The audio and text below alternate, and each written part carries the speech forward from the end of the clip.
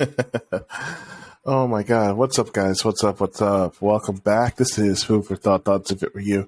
I'm your host, Gentrics. We've just learned and had the ability to now do video podcast. So you not just get to hear my lovely voice, but you can see me now too if that's something that you're into. Wearing one of the weirdest shirts possible, and I'm, you know, trying to make the best of a very weird situation, just trying to make the best of it. And life goes on. It's another day here in Houston. It's supposed to rain today. We'll see how that works out. It's 3 a.m. as usual, like I used to do with my podcast. I'll be recording every morning at 3 a.m. When they go live will just be determined by the platform that you're watching it on. So while the YouTube one may go live during the day, the audio version will be available early morning after the recordings, usually. So we're going to go ahead and get started. And we'll look into the beginning of what we got going on. All right, then. Let's get started, shall we?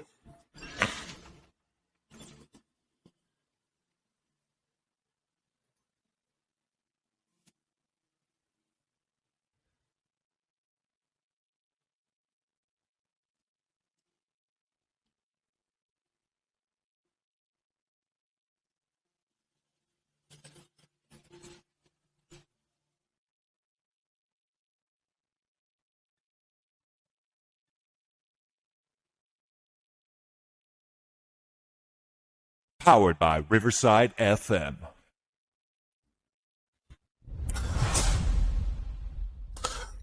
All right, then. Whew. Well, then. Let's get started, shall we? All right. Thank you.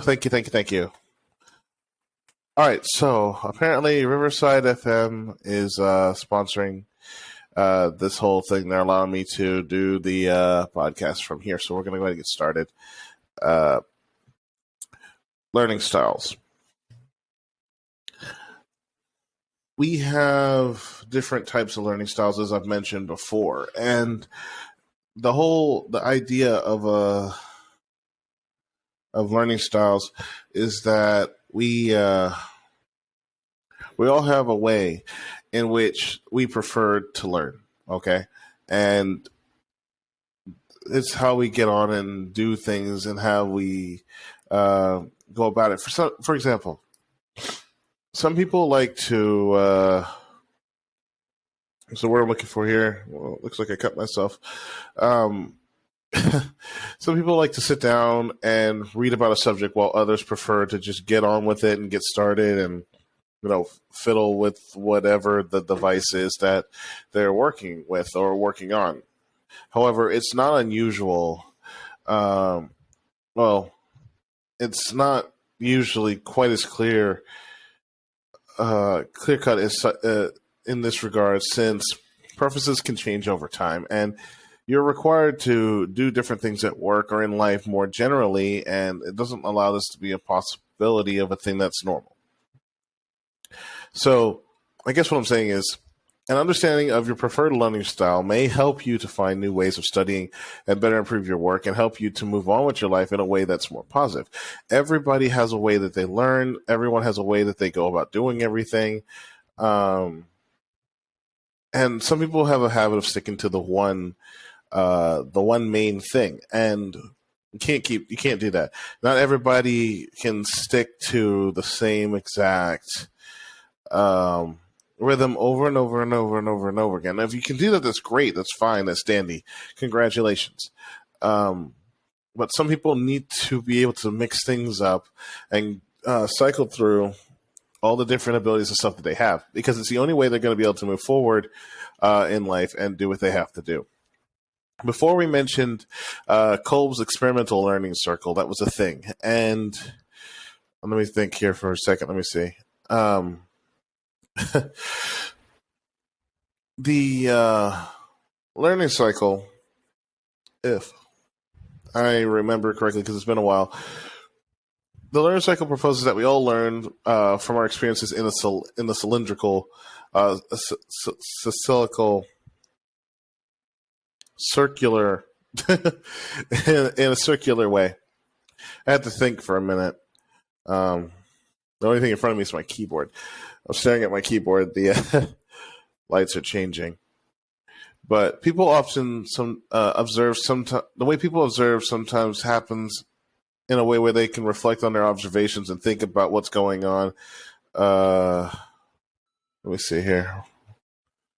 Yeah, so they stop, they think about what they're doing, they try to make it happen. These experiences, this experience and reflection is then incorporated into the theoretical knowledge that the person already possesses or is supported by reading and training, building up a framework in which to fit their experiences as a whole into the same unit. And in order to complete that cycle, people then need to be able to practice the new skills that they have learned, and it's not always that simple. And like I said, Kolb, proposed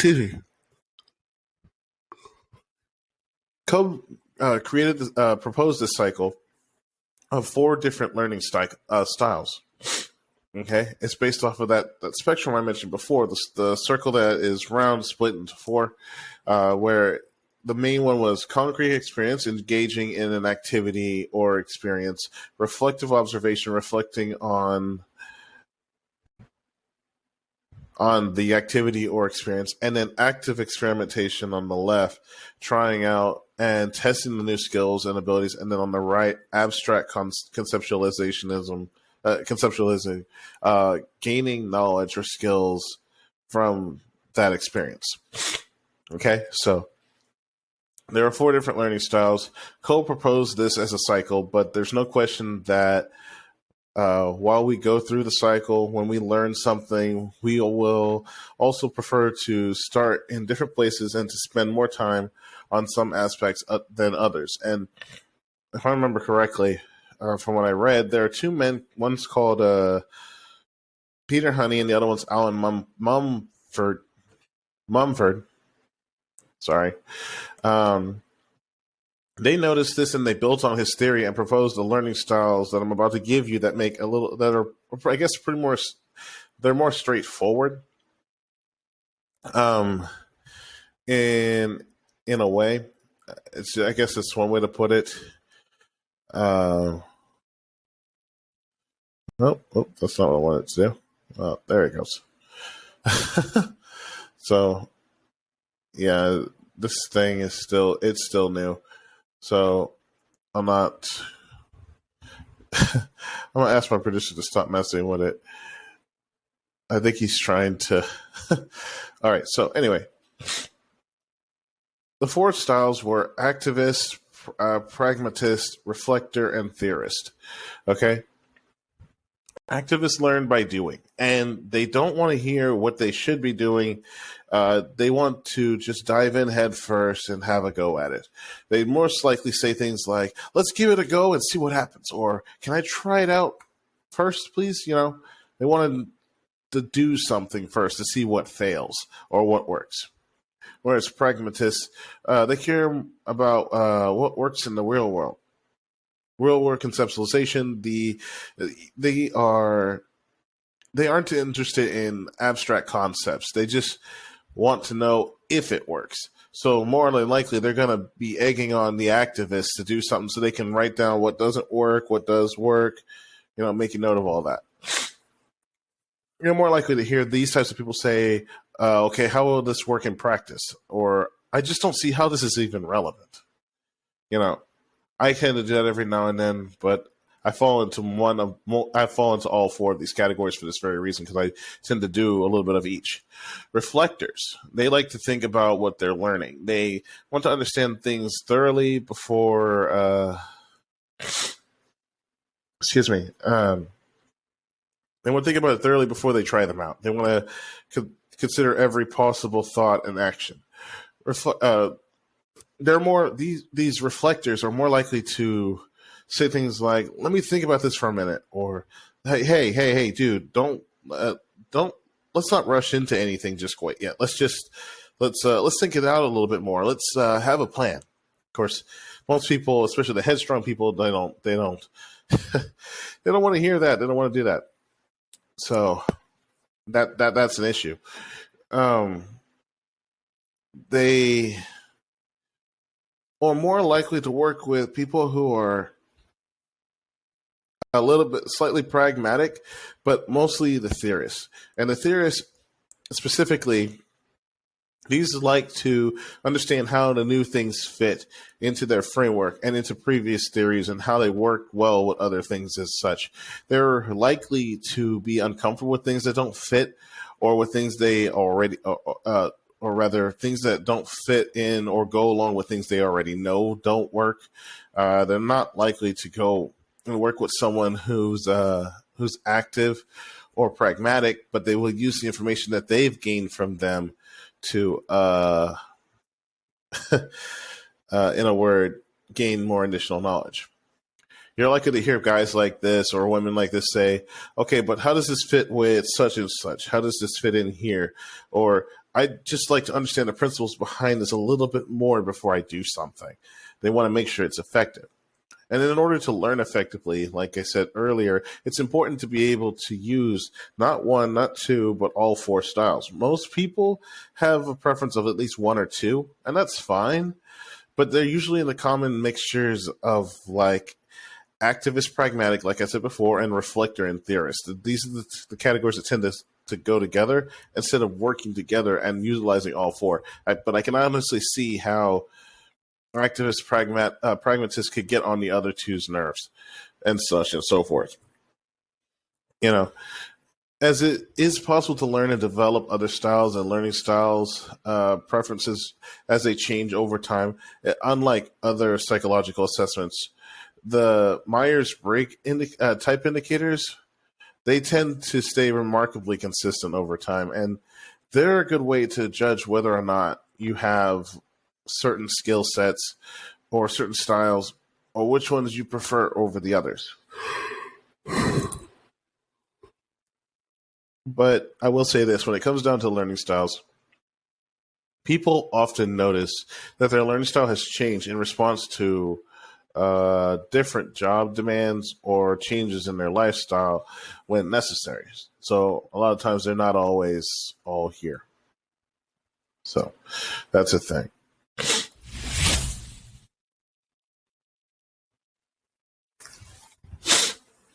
Right. So the next thing I want to go ahead and talk about is VAK model of learning. Let's see here. All right. The VAK model of learning, one of the most common models of learning styles, is taught to teachers and therefore familiar to many children but it's based on the something called the NLP, the neuro linguistic programming. It's a thing that, in a way, I guess you could say it. Well, we'll cover that in a later in a later episode. Let me see here. It basically provides practical ways in which you can change the way you think or view past events. It's definitely something I'd like to cover moving back into personal skills when I cover memory skills. But again, topic for a later date. So anyway, VAK, the VAK model. VAK stands for visual, auditory, and kinesthetic, and describes how you prefer to take in the information around you. Visual learners prefer to take in information by seeing and often processing it in pictorial form. This means that they will often think, remember in pictures, and like to read, see graphs, and use symbols. Auditory learners, they prefer to listen and take in the information a little over time, but consistently, and learn it by what they hear. They favor lectures, discussions over actually reading something. And then the last one, kinesthetic, it refers to learners that learn by experience and practical applications by tactile exploration of the world and things around them. They prefer to learn by experimenting with this, that, and the other. Like, this is a pretty cool pen. How does this work? Oh, I could take this off. Let's see here. If I unscrew this, how do I get the ink out? Oh, wait. When I unscrew this, there's an ink cartridge in here, well, there's supposed to be. And the ink comes out through the bottom of the cartridge.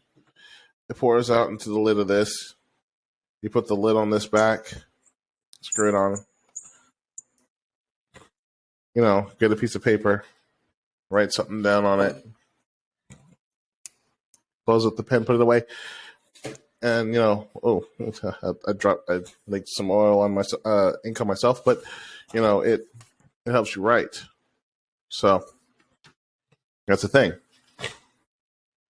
Most parents will testify it's not unreasonable to describe very young children as kinesthetic. That's usually how they start. They're always wanting to feel something, touch something, put their mouths on something. That's usually how you start out. Again, not everybody's the same, and it just differs from person to person. The use of language, identifying the way that someone thinks, is usually related to various factors. To be fair, you can get clues whether someone is visual, auditory, or kinesthetic from the kind of language that they use. And one of the things I want to go ahead and point out is that for visual thinkers, you'll usually hear the phrase like, I don't see what you mean, or let me get the picture straight in my mind for what you're talking about, because they're trying to picture what you're telling them. They want to understand it. I have a cousin who's that way. He can draw, he can create amazing artwork, but if you can't visualize what you're trying to tell him to do, it's harder for him to come up with it. An auditorial thinker is someone who is more likely to say along the lines, I hear what you're saying, and I understand. I think I got it. Because you can explain it to them and they can hear what you're saying and come up with that picture from just the words. A kinesthetic learner is a person, on the other hand, whereas like you tell them something sad or awful, it's usually akin to people being sympathetic. They're like, oh, wow, I feel your pain. I'm so sorry. And let me give you a hug. And they just give you a hug because they can feel what's going on. They can understand the emotion and everything going on around it. So that's a thing right there. Let's see here. Now, there are practical implications of learning styles. There's no question that each of us has particular preferences for how we learn. And this is equally with little doubt that we all have slightly different things that we are good at, which may or may not be related to our learning styles. Okay, the original theory suggests that we should tailor learning experiences to fit our preferred learning style. Unfortunately, there are a huge number of theories of learning styles out there, and very little evidence that teaching in a particular style is beneficial for a particular type of learner. Okay, so even though a major study looking into the VAK model of learning style has been made and suggested that in order to prove that it was useful in teaching, you would need to have studies that group students by learning style and then taught each group in different ways. There would need to be teaching methods that work best for every single style and type of learner, and that didn't work for any of the others whatsoever. And the review authors concluded that there had almost been no study that did this. No one's ever tried this. It's been thought of, it's been considered, but no one's actually attempted to pull this off. So the jury, therefore, is still out there on whether teaching should be tailored to learning styles. However, just because there's no evidence from the formal study does not mean that considering your learning style is not worthwhile. As long as you understand where you need to be and how you learn, that's all that really matters. Okay? Knowledge of learning styles may help you identify the different ways of learning that might be enjoyable or better for you. For example, Activists, okay? Activist ways of learning include brainstorming, practical experimentation, role plays, group discussions, problem solving. I'm not that major category. I can use that, but it's not the main one that I'm able to use. Pragmatic or pragmatist. They study styles. The study style includes case studies, time to think, the practical applications of what you are learning, being able to apply it. Reflector style learning includes spending time reading around the subject and watching others try to figure it out and learning from their experiences. That's tend to how that one works. And then theorist. The theorist involves models, theories, plenty of background information. By the time they're done, you have a full-on project. Okay, if they're doing that, then that's probably the category that they fall in. Understanding that there are different ways of learning help everybody out in the long run and helps them figure out where they need to be. So, let me see here. I'm going to look up something. Give me a sec.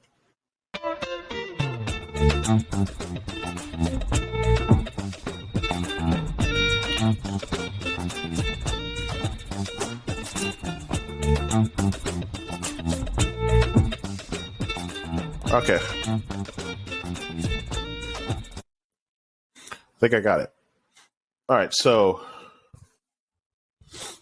understanding that there are different ways of learning, that learning ideally happens in a cycle, helps you to vary your learning experiences. And that in itself is likely to improve your ability to learn and to retain information. If you find that if you find that there are, what was I going to say? Particular types of teachings or learnings that don't suit you, don't be afraid to tailor your experiences a bit.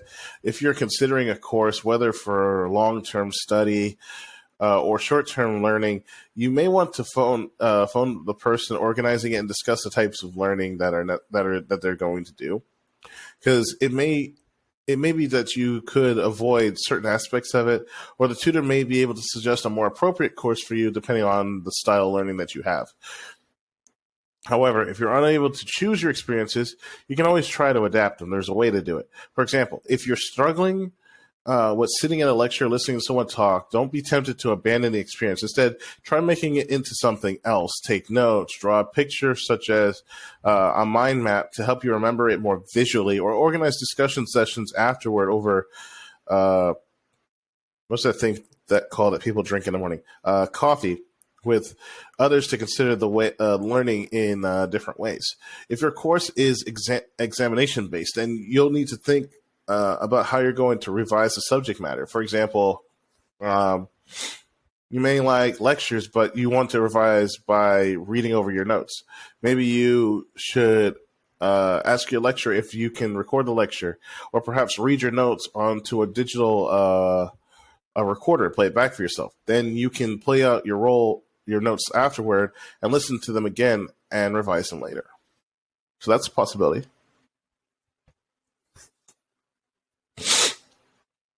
Overall, in conjunction with everything I said, to re-summarize it, learn and adapt. That's the whole point of this, okay? The science of learning styles is still a bit hazy, okay? And there's the distinct lack of evidence about whether teaching and learning should be tailored rigidly to suit learning styles.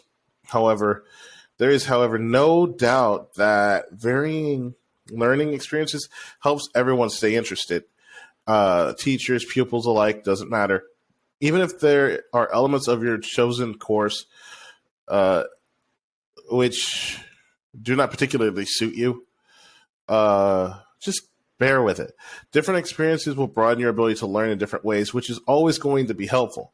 I'm not saying don't improve on the one that you have. I'm saying try to learn the other methods and how they work for you and how to make them work for you, so that you're not locked to one learning style and you sit there suffering in your classes, okay? That's basically the gist of what I've been trying to say, I guess, this entire time. But yeah, that's the whole idea.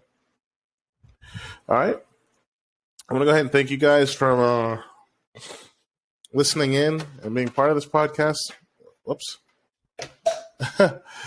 And being here with me today for the first time I'm trying to record this. I know there's a lot of flaws and things not working like it should, but we should be able to get it going hopefully soon, and everything should be working like it should. All right. I'll talk to you guys later. Enjoy the rest of your day. This has been Food for Thought, Thoughts If It Were You. I'm your host, Nia Gentrics. Have a great day.